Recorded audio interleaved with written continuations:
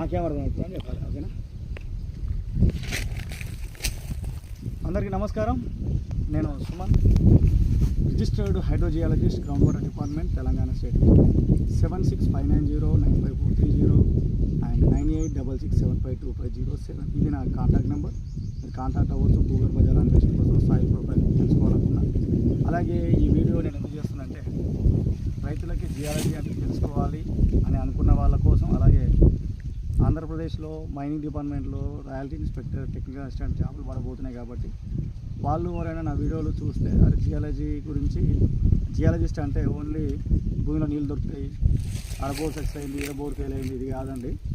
అసలు మనం నివసిస్తున్న కాంటినెంటల్ క్రస్ట్ ఏదైతే ఉందో దాంట్లో 2 రకాల పొరలు ఉంటాయి. Upper continental and lower continental crust అంటారు. క్రస్ట్ అంటే భూమి మీద ఉన్న మనం నిలబడుతున్న ఏరియాని క్రస్ట్ అని చెప్పవచ్చు. క్రస్ట్, మాంటిల్, కోర్ అని 3 రకాల పొరలు ఉంటాయి. ఉల్లిగడ్డని కట్ చేసిన లేయర్ బై లేయర్ ఎటా వస్తుంది, భూమి లోపల కూడా ఆ విధంగా ఉంటుంది.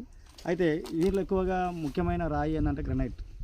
ఇది ఆర్కేన్ ఏజ్లో, ఆర్కేన్ ఎరాలో పుట్టింది. భూమి పుట్టిన తర్వాత పుట్టిన రాయి ఇదే. దీని గ్రనైట్ అంటాం. నా చేతిలో ఉంది. దీనికి లైట్ కలర్గా ఉంది కదా. లైట్ కలర్ అంటే సిలికా అండ్ అల్యూమినియం మాత్రమే ఉంటుంది.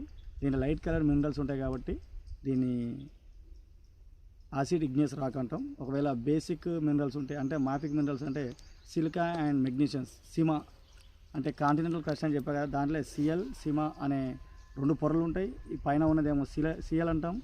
సిలికా, అల్యూమినియం ఎలిమెంట్స్ అనేవి ఎక్కువగా ఉంటాయి. అందువల్ల దీనికి లైట్ కలర్ వస్తుంది. సిమా అంటే silica and magnesium dark colour ఉంటుంది కాబట్టి నల్లరాయిగా ఏర్పడే అవకాశం ఉంటుంది. అయితే ఈ ఫిజికల్ ప్రాపర్టీస్ ఆఫ్ ఈ రాయిలని సంబంధించిన ఫిజికల్ ప్రాపర్టీస్ ఉంటాయి. అంటే ఒక మనిషి నల్లగా ఎట్లున్నాడు, తెల్లగా ఎట్లున్నాడు, బక్కగా ఉన్నాడా, లావు ఉన్నాడా, పొట్టు ఉందా లేదా, ఈ విధంగా అయితే మనం గుర్తుపడతాము. అలాగే ఈ 3 రకాల రాళ్ళకు సంబంధించిన అగ్నిశిలలు, అవక్షేప శిలలు, రూపాంతర శిలలకి కూడా అలాగే ఫిజికల్ ప్రాపర్టీస్ ఉంటాయి. ఇప్పుడు దీనికి బరువు ఉంటాయి, కొన్ని సన్నగా ఉంటాయి, కొన్ని ఎత్తైన పగిలిపోతాయి.